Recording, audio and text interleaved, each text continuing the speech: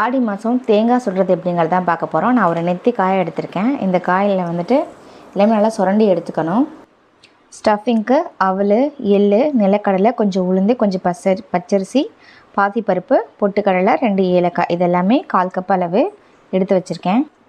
1/4 cup அளவு நாட்டு சர்க்கரையை எடுத்து வச்சுட்டு தேங்காயோட இந்த குடுமையெல்லாம் ரிமூவ் பண்ணிவிடுங்க.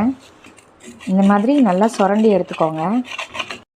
பாருங்கள், இந்த மாதிரி நல்லா சுரண்டி எடுத்துக்கலாம். இப்போ இந்த மாதிரி பண்ணிவிட்டு இதில் இருக்க தண்ணியை வந்து ஃபில்டர் பண்ணிக்கலாம்.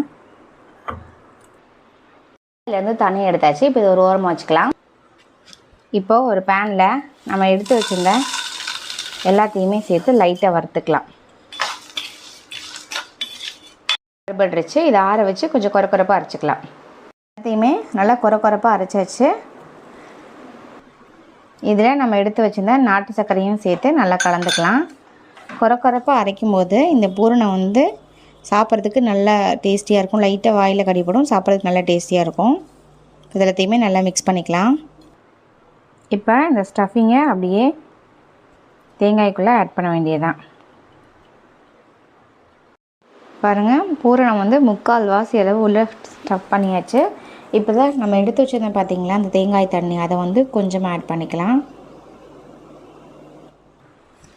இப்போது ஒரு குச்சி, நல்லா இந்த ஹோலுக்கு தகுந்த மாதிரி ஒரு குச்சி எடுத்து இந்த மாதிரி உள்ளே ஃபிட் பண்ணிக்கோங்க. இப்போ இதை வந்து நான் வந்து கேஸ் ஸ்டவ்வில் சுட்டு எடுக்க போகிறேன்.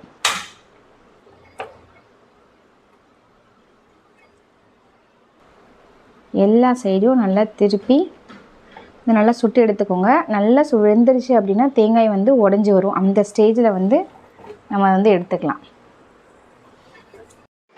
அவ்வளோதாங்க, சும்மா சூப்பராகவே தேங்காய் சுட்டு எடுத்தாச்சு. இங்கே பாருங்கள், நல்லா உடச்சி வந்துருச்சு. பாருங்கள் எவ்வளோ சூப்பராக வந்திருக்கு அப்படின்ட்டு. இந்த ஆடிக்கு இந்த ரெசிபியை நீங்களும் ட்ரை பண்ணி பாருங்கள்.